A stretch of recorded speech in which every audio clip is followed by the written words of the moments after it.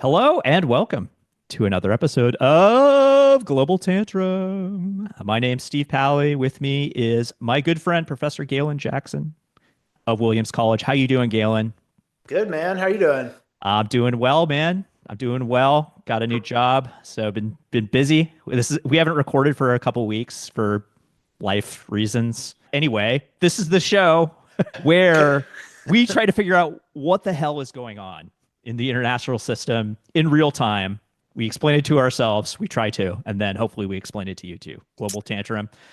I feel And like it's becoming a taller order each week. I yeah, didn't have on my bingo card that we were going to have to be considering war with Canada. yeah. Uh, And the Canadians are certainly considering war with the well, United States. look, the way I'm thinking about this is like imagine someone who you were really like your best friend of half a century. And then out of nowhere, one of them was like, "Hey, man, I'm going to tear up our friendship unless I get to sleep with your wife every week." And then expecting your friend to be like, "Oh yeah, sure," and being surprised when they're like, "How dare you? What the hell are you talking about?" Well, I'd be like, let's get you like a let's figure out what's going on with you, man. Yeah. Have you been sleeping? Like, yeah, like how you doing in your personal life? Like, Yeah. I'm a Yeah, little, I'm a little which worried about you. yeah, instead of that, Canada, in the most unsurprising reaction ever, was like, "Fuck you." Yeah, So here we are.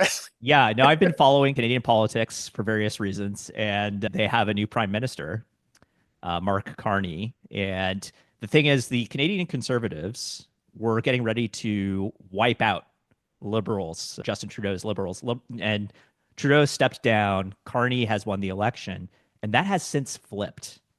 Right? It looks like the Liberals are now going to win. Or at least it's a coin toss, and it looked like Yeah, they were going to get slaughtered they were prior going to. to get shellacked by like Yeah, 30 points, yeah. and that has gone 40 points in their direction in like 3 months just because the Trump administration has been making threatening noises about changing the Great Lakes Treaty and changing the border and Yeah. like Canada becoming the 51st state and stuff like this. So some of the coverage on the Trump Trudeau phone call, like the first one, was just mind blowing to me that Mhm. they were discussing stuff that wasn't seen as surprising. And then Trump was like, "Hey, I want to talk about I think his 1907 treaty." Yes. And the Canadians being like, "Is that in our notes?" Like, Like remind me what that is. because Like, it do we seems have like a it's been working pretty well for almost 120 years. So, yeah, seems fine. It's like, no, it's not fine. We want all your shit.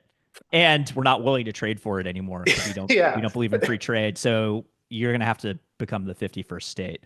And the trade stuff, we're gonna get our friend who's a professor of international political economy on here, hopefully next week to talk about this more. Yeah, that'd be But awesome. yeah, the tariff stuff is extremely serious for the Canadians, extremely serious, and they are responding accordingly. And the thing about the Canadians, like, yeah, the stereotype is they're incredibly nice guys, polite. I've found all of that to be true. If you piss them off, they're gonna push back.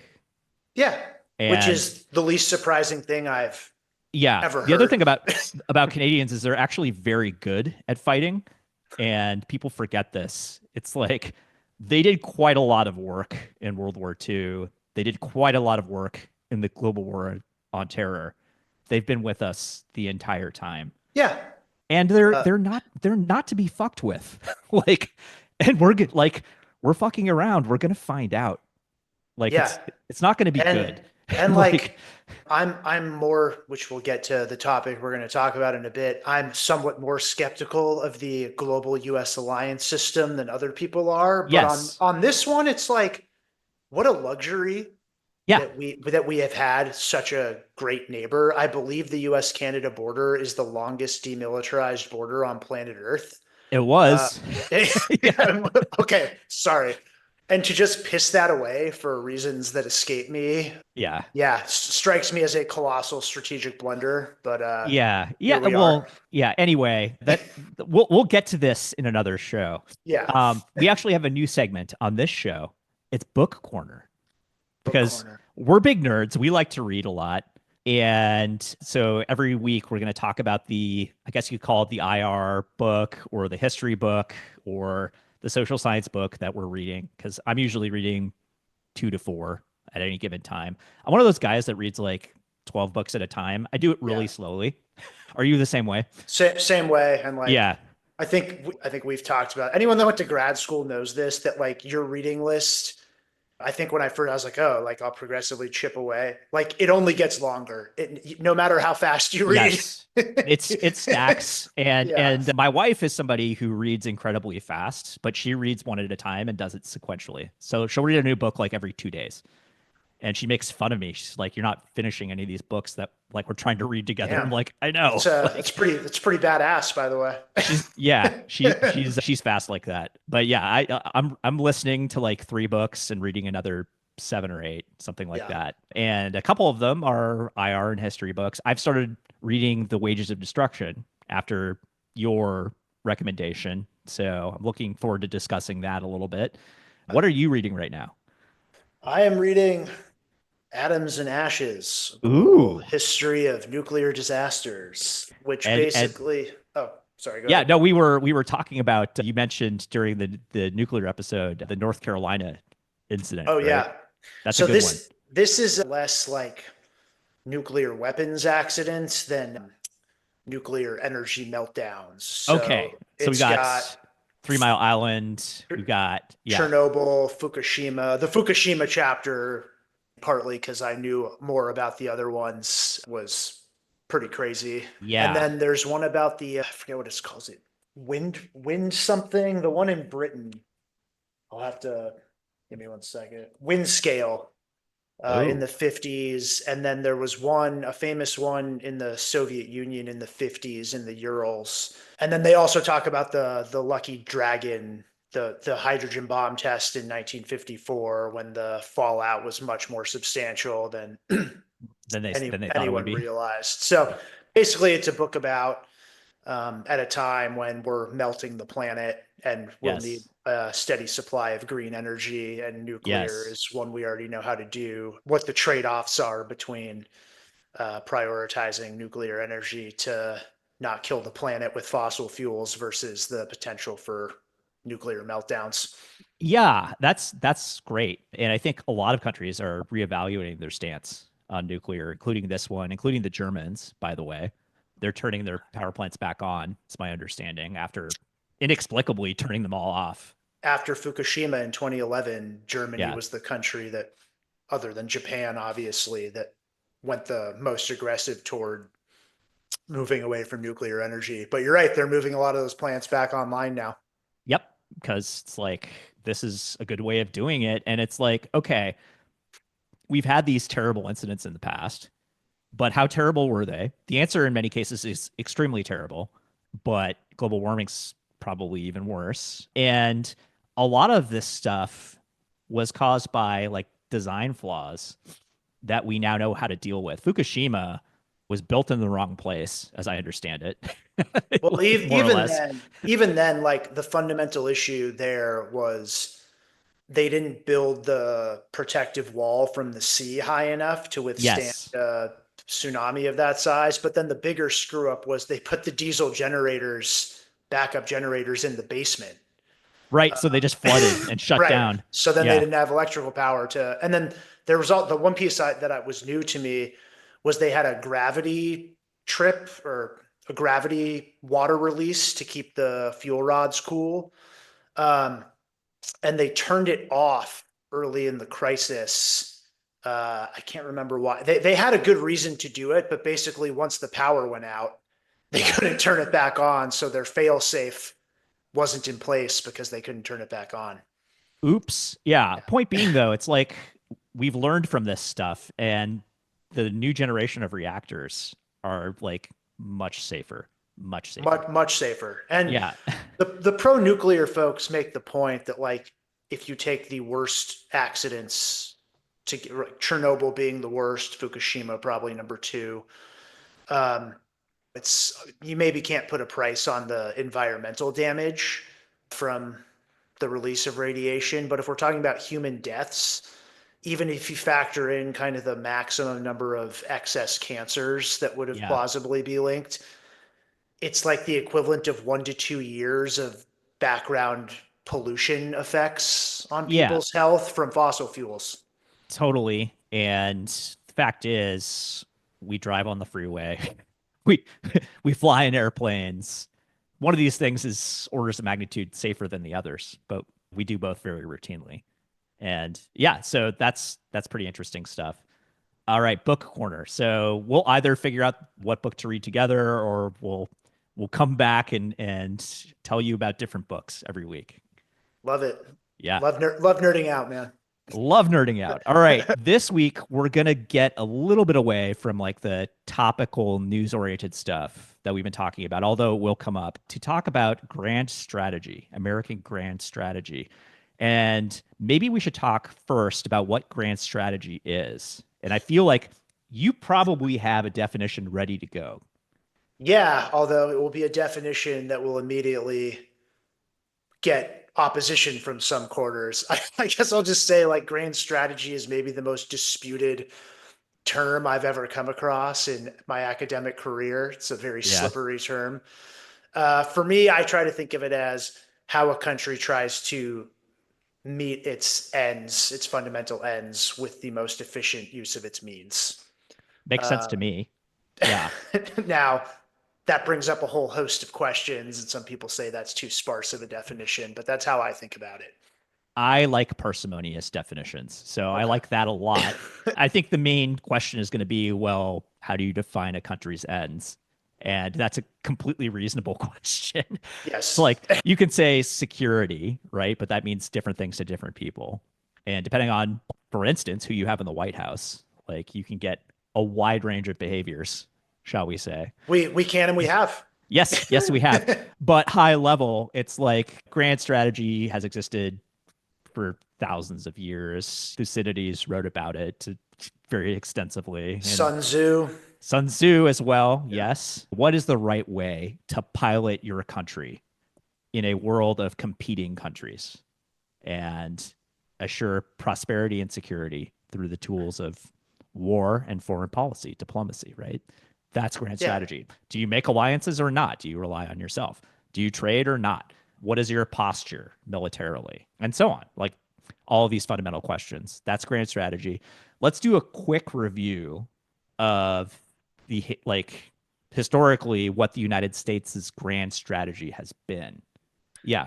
So yeah, well, I guess we'll try to condense 2.5 centuries into a couple minutes. Yeah, we could do that. Yeah, I think we We're got just it. that good. If I yeah, if I was doing a very broad sweep, I would start with the famous George Washington farewell address, which is, I believe, one of two farewell addresses that anyone has given a shit about. The other one being Dwight Eisenhower's warning about the military-industrial complex. Yep. We've got entangling alliances and military Yep. industrial complex. And as far as I know, no one has cared about a single other farewell address. Biden's was poignant. Yeah, hey, I don't doubt a lot of them are poignant, but Yeah. they don't get assigned. No. Um, yeah, so Washington famously warned about entangling alliances, and I say that captures a good bit of US grand strategy for the first century and a half, call it. Although even there, I think historians would add a very, very key coda, which is the US was quite intertwined in the international economic system. It's also important to note that we had an entangling alliance with France Yeah, during the Revolutionary War, without which would not have won. So correct. that's important. But Yes. But I think it captures a big piece of the story. Again, Mhm. leaving aside economic policy, the US even has this, what we call the Monroe Doctrine, which is essentially the US claiming the Western Hemisphere as its exclusive zone of interest, which is an Yeah, enormous area of the globe. totally. And we'll get to it. But like that retro idea is back in style Sure is. in a big way. Um, so, yeah, and then the first kind of big intervention in world affairs for most people is World War One. And Mhm. while there was hope in the post-war conference that the U.S. would become more involved internationally. The exact opposite happened. There was a lot of disillusionment with the League of Nations. The US Senate famously refused to join the League of Nations. And so, one of the high tides of US isolationism is the 20s and 30s. And all of that shifts after World War II, right?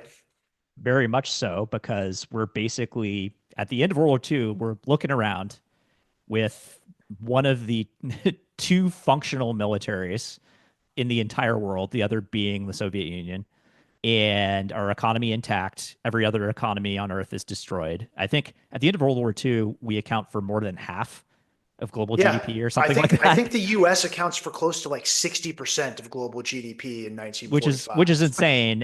And that's because depending on how you count, like tens to hundreds of millions of people just died. And the entire developed world is in ruins. And much of the developing world too, or Yeah. as well. Yeah. So we're standing around, we're like, okay, do we just now go home? Probably not. We have troops and bases everywhere. Be weird to just like give all of that up and go home, especially because we don't trust the Soviets. Like we never really did. We had to work with them to get rid of the Nazis, but we don't trust these guys, especially in Europe, but also in Yeah. Asia. I mean, So, everyone's talking about that as early as 1943, 44. yep, And by 47, the Cold War is pretty much in full swing.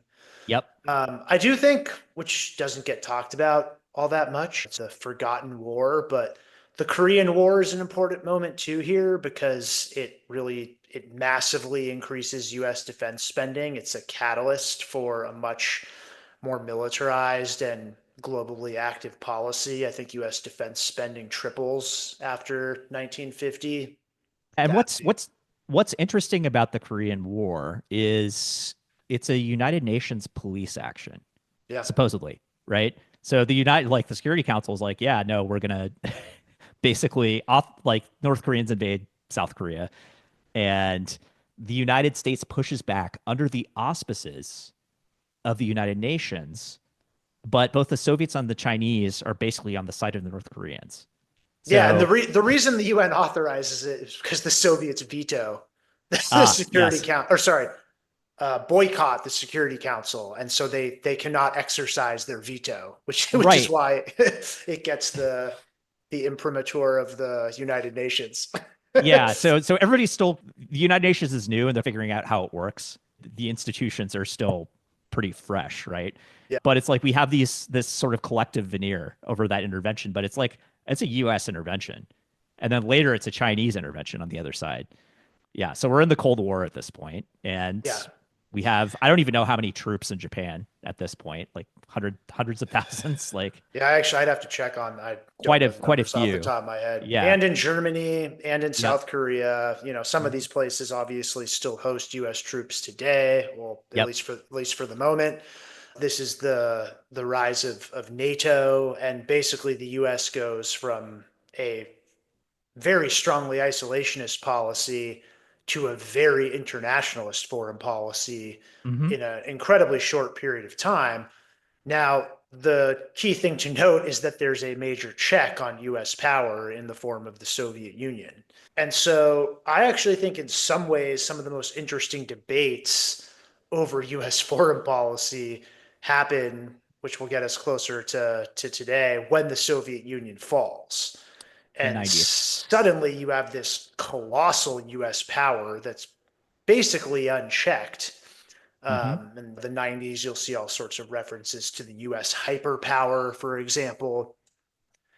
And I think this will bring us closer to today's conversation, which this unipolar moment is when you start to see the rise of what later came to be called primacy. That's right. Yeah, and in the 90s, this is a new situation. And so the debate in the United States is, okay, do we make use of this quote unquote peace dividend, right? And just disarm and invest in our domestic economy? Do we maintain this system of alliances and restrain ourselves to be part of a collective security arrangement, which is another sort of grand strategy? So I've named isolationism and collective security, or do we push forward and take over and run the entire world? Primacy. And the idea Yeah. behind primacy is like you're stronger than everybody else and you keep investing in your military so that you accelerate away from everybody else forever and they never catch you. And Yeah. like foreign policy thinkers in the United States, like good ones, thought this was possible and desirable at this point in Yeah. time. I mean, the famous document, it's either 1991 or 1992. I'm pretty sure it's 1992, the famous Pentagon document, which I believe Paul Wolfowitz was the prime mover behind it, which Oh yeah, that basically, guy. yeah, basically made that argument that the US should try to be so much stronger than the rest of the world that Don't even basically, try. Yeah. yeah, no one even tries to challenge US primacy. And the kind of there's a few fundamental underpinnings of that, which leads to this somewhat peculiar alliance between, for lack of a better word, has come to be called liberal internationalists. This is a sort of, I'd put someone like Fareed Zakaria in that camp. Right. Um, and then neoconservatives. So people like Wolfowitz, people like the main people staffing the George W. Bush administration. Bremer is another guy. Yeah, yeah, we could Condoleezza Rice. Richard Pearl. Yeah. Yeah, there's a ton of them. And the difference I would say is the former kind of are more interested in doing this through international institutions. Yep. And One of which believe is NATO, right? yes, the latter have much more of a focus on unilateralism. I think what one thing they kind of share is a belief in American exceptionalism. Just Yeah. And not only that, like, what are you using American power to do? Right? The neoconservatives want to affirmatively use American military strength to remake parts of the world, especially the Middle East. And this drumbeat grows a lot louder after, like, during the global war on terror. It's like we no yes, we have to go there and blow up all of these corrupt regimes and like make them democracies. Then we won't have terrorism anymore, right. right?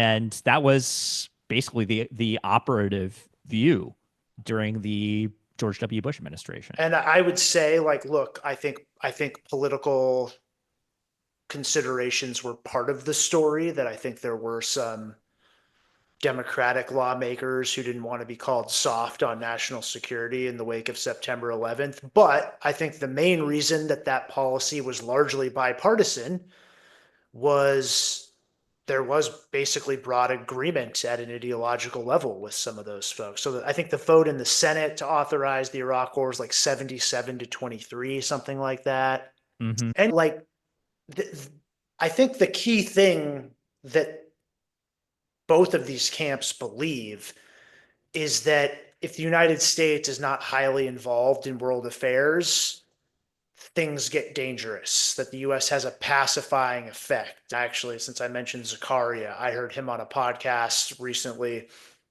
where one of the books he recommended reading was Robert Kagan's The Jungle Grows Back, Oh yeah. which is basically if the US isn't doing this stuff, other countries are going to cause trouble, and Yeah. particularly authoritarian great powers are going to cause trouble. And the relevant paradigm, of course, is the Munich paradigm, the pre-World War II. They condemn isolationism, Yes. both of those camps to a great extent. And We again, see there's a this. difference in style and how much international organizations matter, but on some pretty fundamental questions, I'd actually say they tend to agree quite a bit. Yeah, and to your earlier point, liberal internationalists want to at least assume the form of operating under the auspices of international institutions, whether that's like consultations within NATO. Nothing happens in NATO without the United States underwriting it. And so it's kind of like, well, consultations. Okay, are we actually like not going to do something if the rest of NATO doesn't want to do it? NATO went along for the ride in the 90s when we bombed Yugoslavia, the former Yugoslavia, Serbia more specifically, went along for the ride during the global war on terror. Very much so. In fact, Yeah. like there were a lot of NATO casualties in Afghanistan. And is the only time Article 5 of the Charter has been invoked. Yes. That's right. Like speaking of the Canadians, right? Like they Yeah. were there with us and the Danes and the British and French and everybody else, right?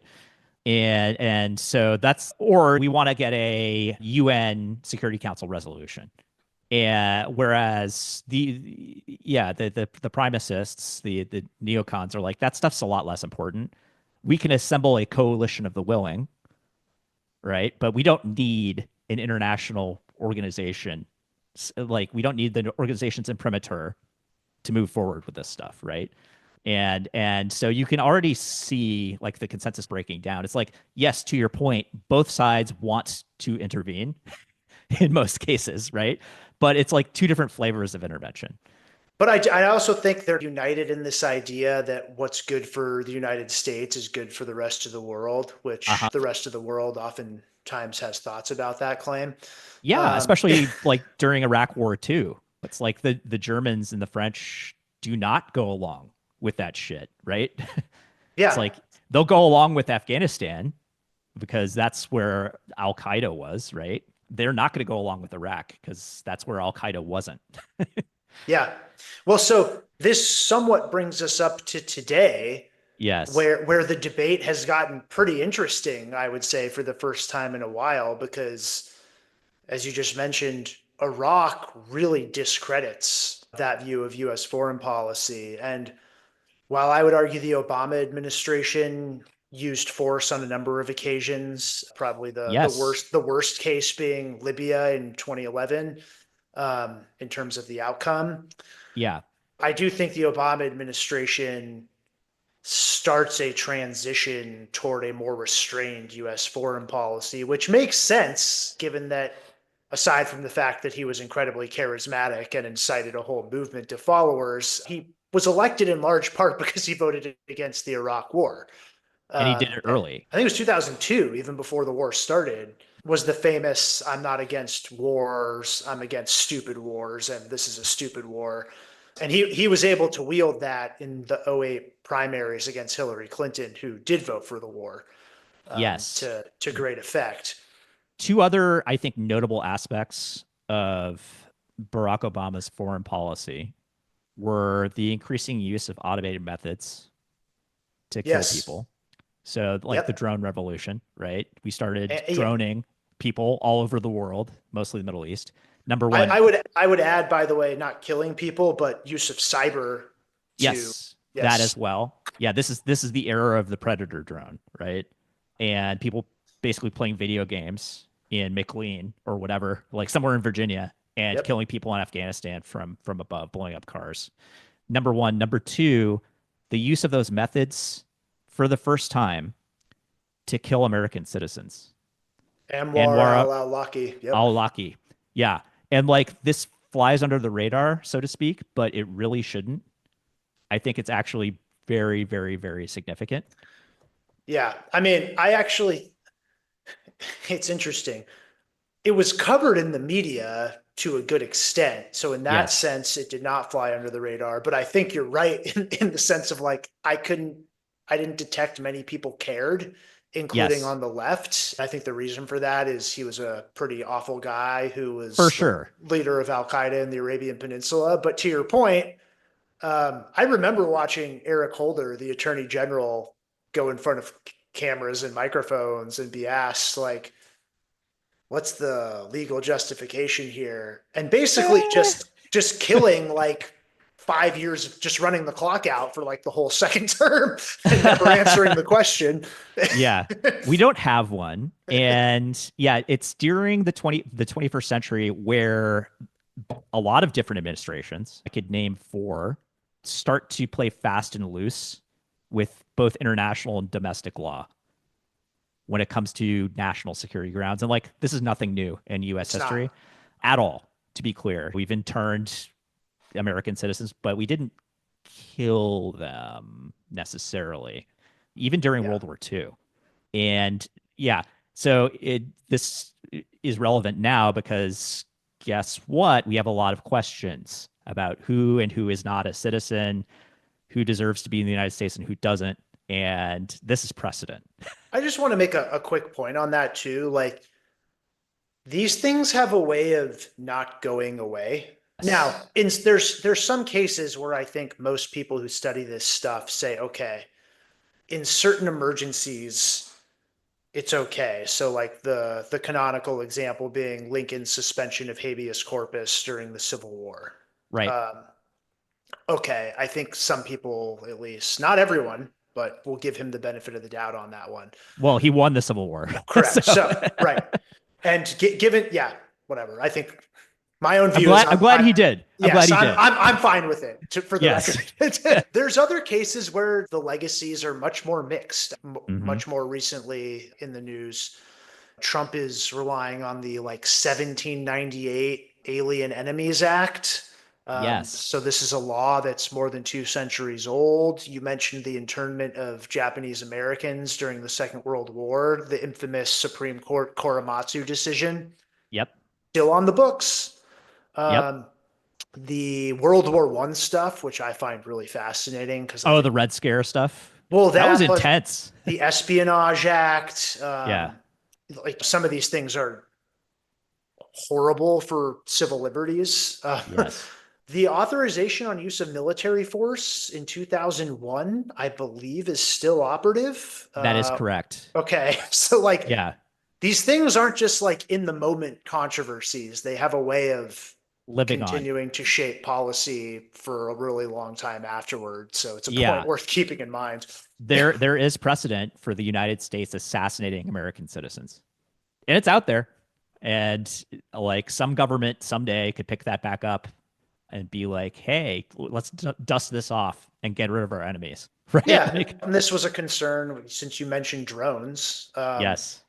It is true. Barack Obama, in his memoirs and some of his advisors, like to refer to himself basically as the greatest terrorist killer of all time. He's got an argument, I Well, would say. so fair enough, but the point is, like, as soon as Clinton lost the 2016 election, suddenly you had all these concerns. Oh, that's a massive expansion of the president's war powers Yeah, in too late. peacetime. Anyway, this is all relevant to today, where like I'll just tell this quick anecdote. Like, I remember going to a conference in DC, and while I cannot name any of the people here, let's say that there were quite a few DC luminaries Hmm. who I would put in the primacy camp, whether from the left or the right. And it almost struck me as like a group therapy session of like, wow, why aren't people listening to us? And my thought was, well, you screwed up pretty bad with Iraq. And Yeah. then elites more generally, I think, had a discrediting after the Great Recession. And Yes. so now we have this situation where kind of as critics of the foreign policy establishment call it, the blob, Yes. are much more on the defensive than they've been in the past, defending or hoping to re-implement some version of a primacy strategy. And you have this newly emboldened moment. And I would say, unfortunately, since I would put myself more in the restraint camp, unfortunately, the vessel for this has been Donald Trump, which I find Yes. deeply upsetting. But it's a live debate now where there's real divisions for the first time in a long time within Well, the here, national security bureaucracy in terms of look, like what grand strategy ought to look like. you can call it a debate, but especially in the second Trump administration, those people are being defenestrated. Yeah, that's It's right. like, yeah, it's not about debate anymore. The debate's fucking over. Like they're getting fired by the boatload. And this is happening throughout the national security establishment. And so it's like, I don't know. After this administration, it's like, are are these people going to be like located in government anymore? And it seems like the answer is no. It seems Yeah. like Trump's first administration, he wanted to do a lot of this stuff, but he was stopped by people in the national security establishment who basically resisted him. He like slow walked his stuff, which was like, I don't want to be the world's policeman anymore. Yeah. I don't want to do this shit anymore. It doesn't make any sense. And he's been very consistent about this his entire political career, which Even before he became correct. president. Yeah. Well, I'm counting his political career from like the 70s and 80s because Yeah. he has written books for a long time and has been politically active for a long time. He's been talking Although about running for office. we should say his claim that he was not behind the Iraq war has been debunked. Like He was. he was a supporter of it, and I'm not gonna Yeah. Well, engage in that's revisionist history, but I yes, in general, I think you're right. I didn't actually know that. That's really interesting. And one thing we know about Trump is like history is malleable, right? Even very recent history. He believes and has proven that he can make it be whatever he wants it to be, right? Yeah, in yeah, in large part. And like I didn't even know that. And I follow this shit very carefully. So it's like yeah. that's notable. But yeah, it like all the quote unquote adults in the room, right? Stopped him from doing this stuff. Rex Tillerson and then all the other secretaries of state, secretaries of defense. Rex Tillerson, by the way, all time quote. I mean, the quote I always was like, wow, was the famous meeting between Truman and Secretary of State George Marshall over whether to recognize Israel, and Marshall was opposed to it and said something Uh, like, "The great dignity of the presidency will be jeopardized if you do this, and if I vote in the next election, I won't vote for you." And everyone was like, "Holy shit!" Tillerson, off the record, was like, "Trump's a fucking moron." oh, yeah. No, totally. Like, It ended up on the record. okay, yeah. In like a bunch of different I like remember books when and that venues. came out, I was like, "Whoa." Yeah, well, that's what he thought. And Mark Milley famously was assured the Chinese that like nothing crazy is like we won't let him nuke you, right? Yeah. And Trump was like, "Oh, like that's actually treason." And it's like, I don't know about that, but like Yeah. he definitely wasn't following orders from you. Well, like, look, whatever you think about some of these people's opinion, I think it's generally not a good thing to just like do mass layoffs for No, ideological reasons. Like, I think yes. more discussion is better than less discussion, even if you don't necessarily agree with people. Well, Uh, what's even worse is I don't even think it's ideological. I think it's personal. yeah, that's probably true. Yeah, it's like so it's even more idiosyncratic. Yeah. It's like no, this one guy doesn't like you guys, so he's gonna fire all of you and like make your lives hell. What a time to be Okay, alive. yeah, here Um, we are. So all this to say, we have graduated from primacy. Graduated. We still have a ton of capability. What are we doing with it? Well, before I think we should like lay out where the restraint camp is at this Okay. point too. So, this has been labeled restraint one because I think there are some genuine differences between some, at least some people in that camp and isolationists, and second, for fairly obvious reasons having to do with the lead up to World War II. Isolationism is a pretty discredited word at this point, so it's not a label anyone wants to wear around their neck. It's an odd alliance of different folks. So you have some like from like pacifists to like people who, to your earlier point about Al-Awlaki, are really concerned about civil liberties and how national Mm-hmm. security is eroding some of those, to like people who refer to themselves as realists who claim to take a very hard-nosed view of national security and just think that less U.S. involvement is more in line with U.S. interests. And that describes you, right? More or less. Yeah, I don't want to get like down the rabbit hole on this, but I'm a supporter of realpolitik, which is more of a philosophy, and Ah, realism yes. is more of a theory. Okay. Um, but I generally think mixing ideology with foreign policy is a really bad idea. Yeah, Uh, it's this idea that there's a big difference between the way we would like things to work and the way things actually work, right? yeah.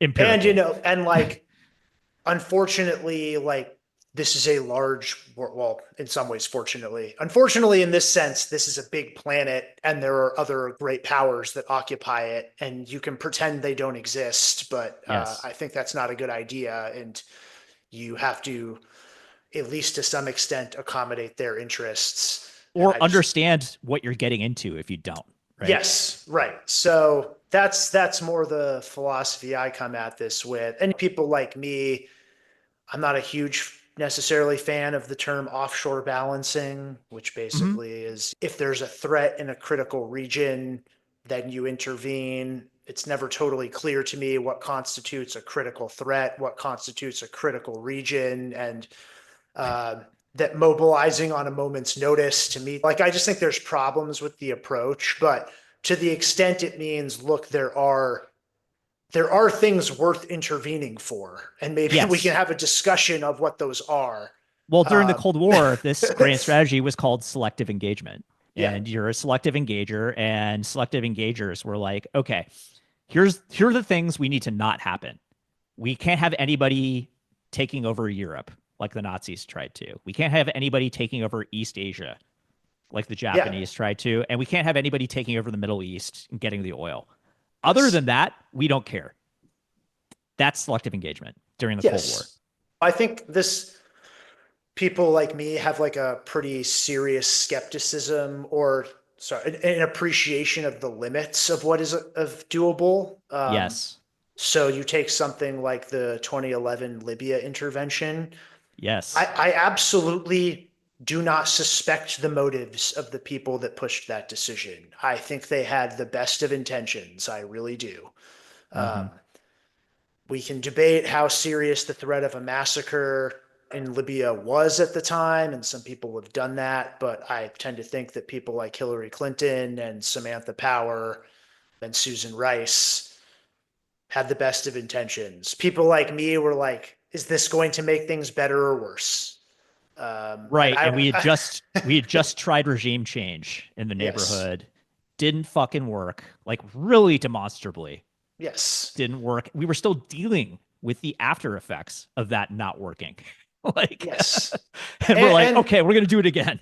and then there's also the fact that this is not a place of unlimited resources. The United States is an incredible power with lots of money and lots of weapons and lots of capabilities, but there's always a connection between what happens abroad and what happens at home. The civil Mm-hmm. liberties discussion we just had being a good example, Mm-hmm.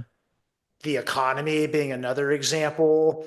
Yeah. Um, Or what so, about veterans coming back like yeah, in terrible shape, yes, right? 100%. Yeah. And if people like that, like you know how personal and difficult that is, and that is Yeah. not an inconsiderable thing to keep in mind. So it's the camp itself has a lot of strange bedfellows in it who Mm-hmm. you could argue disagree on more than they agree on. But when it comes to a skepticism of how much involvement is too or believing that there's over involvement and overextension by the US and a certain appreciation of the limits of American power, I think those are some unifying themes.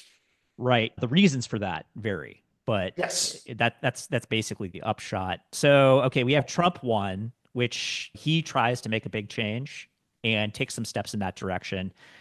We have the Biden interregnum. It turns out being an interregnum, right? And that's he yanks us back in the direction of primacy or collective security. You see this in Ukraine, right? And I think like Ukraine is actually like a real flashpoint between these two philosophies, right? And we've talked about it. Thousand percent. Yeah, it's like you see this in bold relief. Like, is this worth doing or not? Like, do we really need to do this? Because like, why is this a problem in the first place? We talked about that, and there's differing opinions about that. Is it our responsibility to make sure that this doesn't happen? And like, how far are we required to go? Yeah. Good way of putting it. Yeah. I also I get a little frustrated with it's not dishonesty. That would not be the right.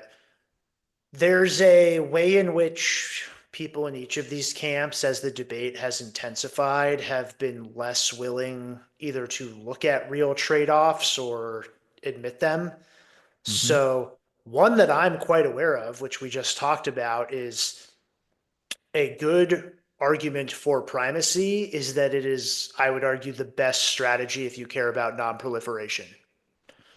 Yeah. Um, Yep. so, like, if you don't want South Korea getting nuclear weapons, you've got to make some real efforts to make sure that you feel like they believe you have their back. As we Uh, talked about last time, you have to yeah, try to extend deterrence. Yeah. and And I that would requires argue capability and positioning, right? and Yeah. and involvement and all the rest. And Yeah. I would argue people like me, like I concede the point. Yeah. I don't have a response to that. I concede the point. Yeah. Yeah. Fair enough. So anyway, like Biden is more interventionist. He's more and Biden, by the way, has a long history in foreign policy. very long history. He's been involved in foreign policy since the 1980s in the Senate, basically.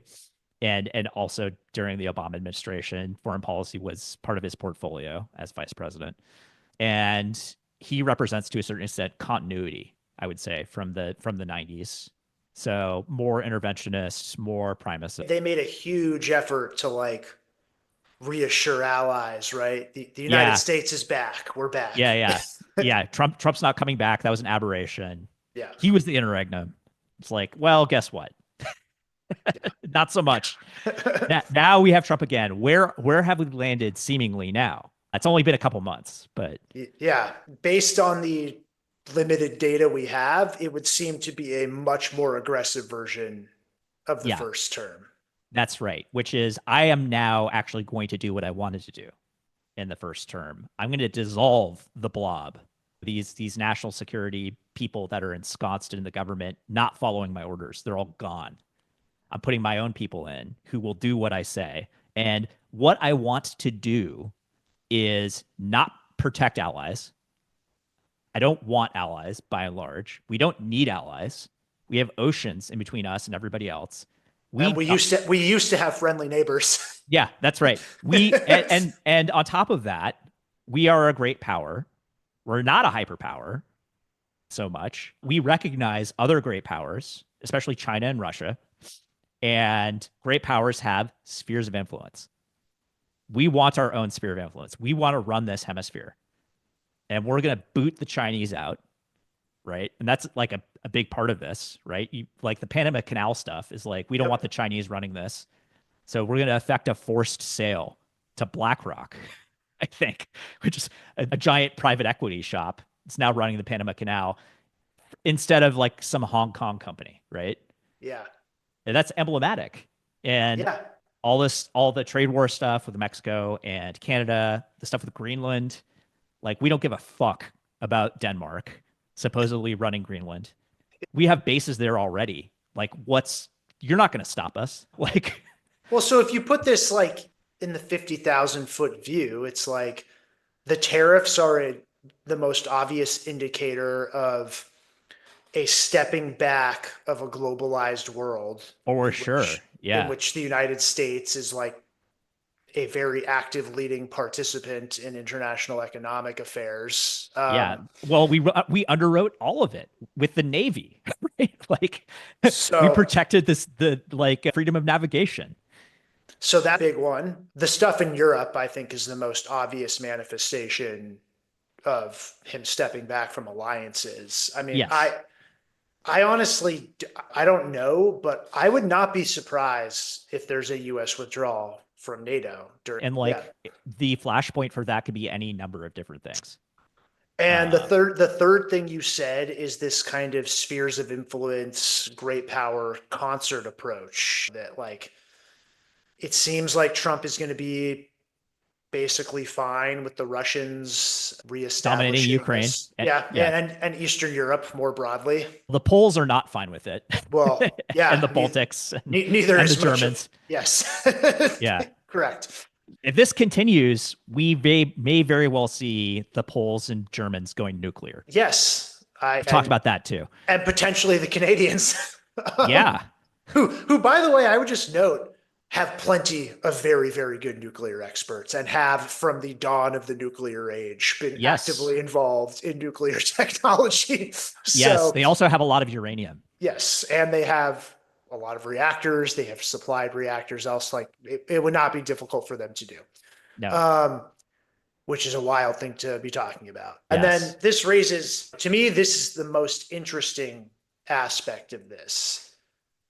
Is what happens in East Asia and with China, because that's one where I think Trump seems to have conflicting impulses. Like he seems to want to not be overextended.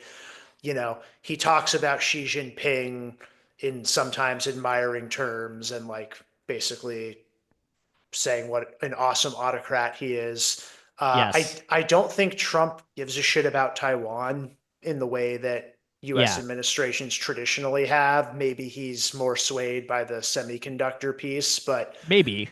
But I also think there's some influential people with him, and he himself seems partially persuaded by the idea of taking a hard line with China. And if I were to Hmm. ascribe strategic thinking about his Russia policy, it might be a Nixon Kissinger 2.0 and trying to undo this China Russia partnership that we've seen take root in the last decade.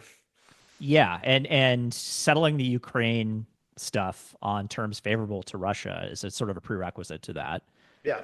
And now we're hearing that Putin is trying to drag him into like a grand bargain where, he gets Ukraine, maybe we deal with Iran nuclearization, a quid pro quo, and then yeah, maybe we could talk about what we're doing with the Chinese and the quote unquote unlimited partnership.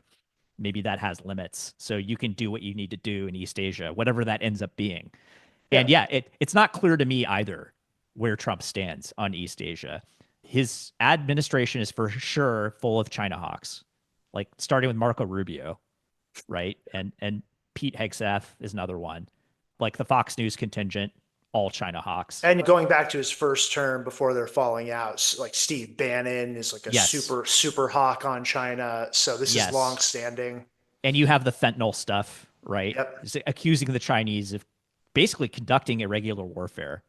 And like I don't know how much merit that has. There's the COVID lab leak stuff, right? It's like you guys were responsible for this, and it seems like maybe they were actually. We don't Well, know, but look, there's a difference though between deliberately letting it of out, course, as yes, some conspiracy theorists have had it, and yes, the now we should say I believe it's the Department of Energy, and I have to double check, but I think also the CIA now have deemed the lab leak as the most likely the origins. most plausible, yeah, but But we they don't know. both, well, and at least in the case of DOE, have said they can only say that with low confidence. So Yeah, and but we remember during Trump's first term when this shit broke loose, he called it the what the China virus. he called it the China virus, and Kung flu, which is like really awful stuff. Yeah, extremely racist. Yes. Uh, that's all. Not That not not a like not a chapter of American history that people will look back on no, I should favorably.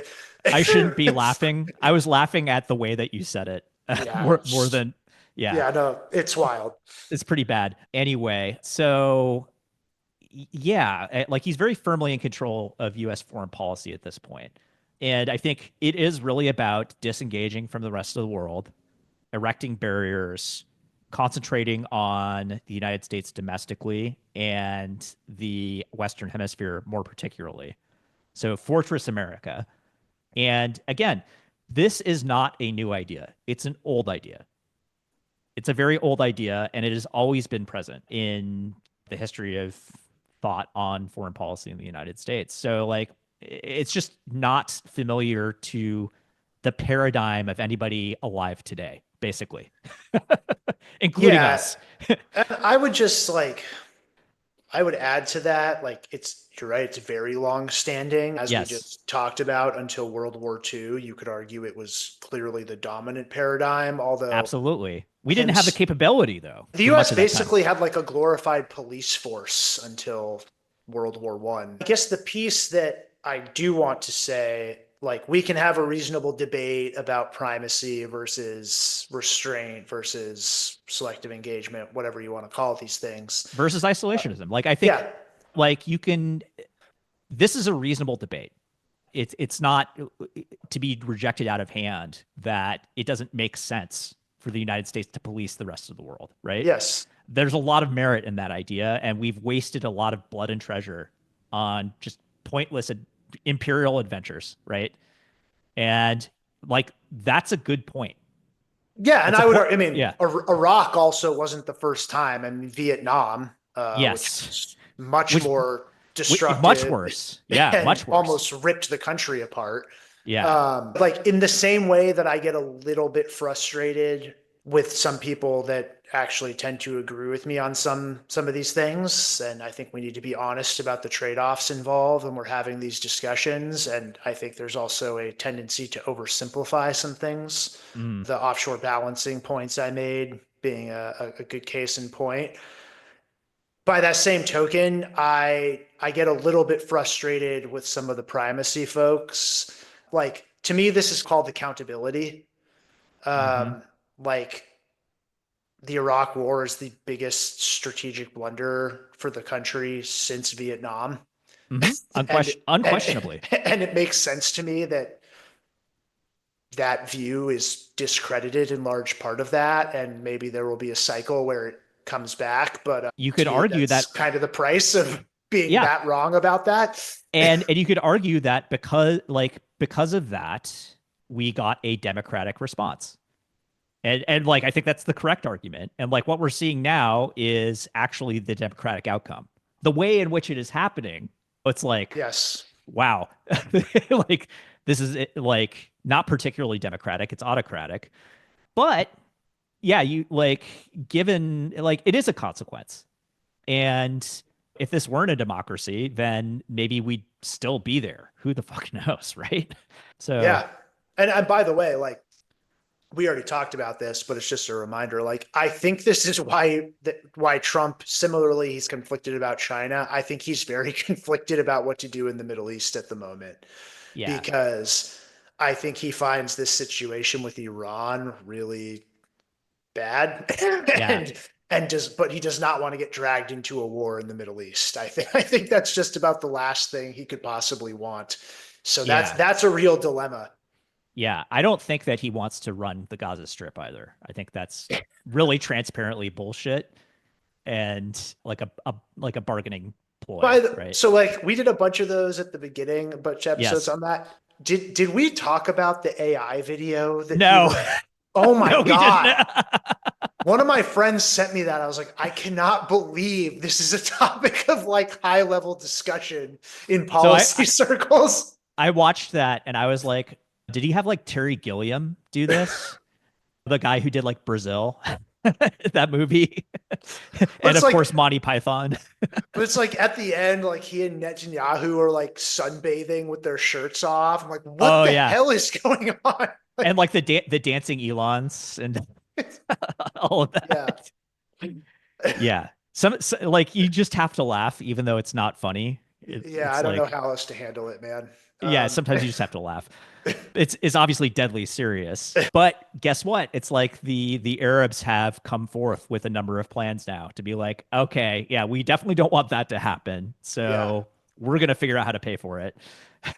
And I think Yeah. that's the desired outcome for, as far as Well, Trump so goes. look, the other thing that's interesting about this now, like you generally don't want to run critical tests in real time in major ways without like testing the waters a bit first, but we might very well get a critical test between primacy and restraint depending on what he does here. Like Oh yeah. if he withdraws from NATO, we will get to see what happens to the continent in the absence of American power. If he Yes. pulls back in East Asia, we will get to see whether that region degenerates into widespread conflict or not. Um, Yes. so it's still not clear to me that he's going to go like full bore in this direction and abandon every US commitment, but the early signs are he's pretty serious about it. And He is pretty serious, and he's made a lot of progress very quickly, yeah, which surprised me for sure. Like the rate at which this stuff is happening, it's dislocating. And again, it's like reasonable people can disagree about the merits of the high level strategy, whether this makes sense or not. I think a lot of people are like discombobulated, us included, by the pace and manner in which it's happening and like the attitude yeah, surrounding it, which is yes, all of that is pretty new. The speed is dislocating, but it's like you think about what's happened in 2 months, and we've got another 46 plus or minus. yeah, Yeah. So, correct. and in foreign policy, there's very little that Congress can do to apply the brakes. There used to be this more. this Congress isn't interested in doing that anyway. They're certainly not, and maybe we'll get a different Congress that wants to apply the brakes. But it's like it's not clear to me, even like a different Congress run by the Democrats would be able to like maybe they can slow things down or change certain things, but like We don't declare war anymore. That used to No. be a thing that Congress did. Congress is supposed to like make and break treaties. It doesn't anymore. That all of that's basically executive function, and like all of this represents an erosion over decades. I And believe so, like even that though, like yes, the US declared war on separate countries during the world wars, so there has been yes, more than five declarations of war, but in terms of distinct conflicts, I believe Congress has only declared war five times ever. yeah, I think it's the War of 1812, the Mexican American War, the Spanish American War, and the two World Wars. I think that's the only time Congress has ever declared war. I think you're right. Yeah, I can't think of anything else. That's So, and basically it. like, by the way, that might be the most likely way we see, whether you want to call it a course correction or some sort of shift, is like these tariffs, by all accounts, are not going to work. They're going to work really poorly. And tariffs are supposed to be congressional, but there was a piece of legislation authorizing the executive to make use of tariffs and other trade exceptions in the case of a national emergency. And Trump has declared every national emergency he can find around trade, around immigration, around fentanyl. Like he's just using all of the emergency powers in ways Well, that they're not quote unquote supposed to be used. But it's like, well, you left it up to the executive. Like, well, but so this is where like Congress might have an incentive to push back. Is like I'm at the point with American politics where I can't understand really anything at this point. So like, I can totally understand it. He's just taking every mile where there's been an inch. no, that part I understand. I like in terms of basic societal dynamics and voting behavior and like it's just like it's wild stuff to me. Oh, But I the understand that too. It's a revolutionary situation. okay, well, Yeah. that could be exciting or worrisome. But It's both. Yeah. one thing that I find does tend to have a consistent effect. Like one law of American politics is that I think Americans tend to engage in pocketbook voting.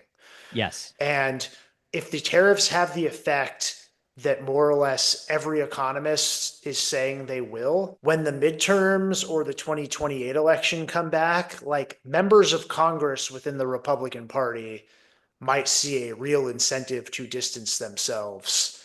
I think they already are. I So like, yeah. especially they have an incredibly narrow lead in the House. If the Democrats retake the House in 2026, like everyone knows they're just going to subpoena the shit out of the administration for the next 2 years. Yes. So that could be somewhat of a check on what he's trying to do. But Yeah.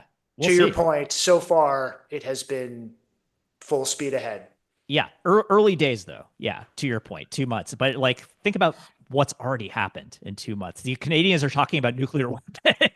Yes, I'm like having to study up on Canada stuff so that like when I teach my classes, I have an answer Yeah. to There's this going to be a question. lot of questions. Yeah. Like, Yeah. yeah, And I laugh, but like, I assure you, the Canadians are taking it extremely of seriously. course they are. And they should be. They live next door to the most powerful country on the planet, and like Yeah.